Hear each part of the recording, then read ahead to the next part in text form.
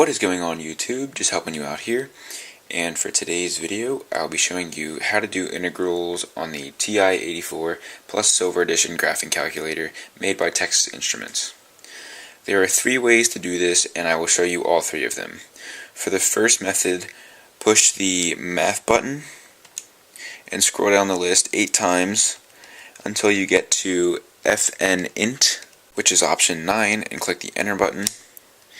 It comes up with a little template where you can put in bounds to do an integral, the function you want to integrate, and the respected variable you will be integrating.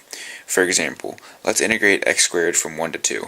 So we have to put in the bounds first, 1 on the bottom and 2 on the top, and then x squared dx. And then enter. And there's your answer. For the second method, push the alpha button and then the window button.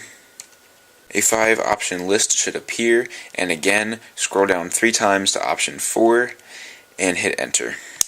And again the same template comes up as in the first method. Now for the last method, click the y equals button, put in your function, which what we did before was x squared, then click graph.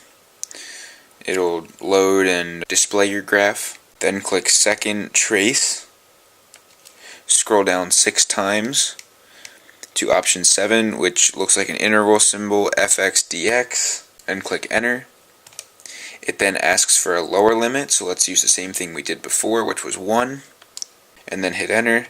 Then it asks for an upper limit, which was 2, hit enter, and then we see we got the same answer as in method 1. So that is 3 ways to do integrals on the TI-84 plus Silver Edition graphing calculator. Method 1 and 2 are good for just evaluating an integral, and method 3 is good if you want to see the integral graphically. Alright, so if you found this video helpful, please drop a like, leave a comment if you have a question about something I did, or an idea for a future video, and lastly, please don't forget to subscribe and tell your friends about my channel so I can grow and help more of you guys out. I'm just helping you out.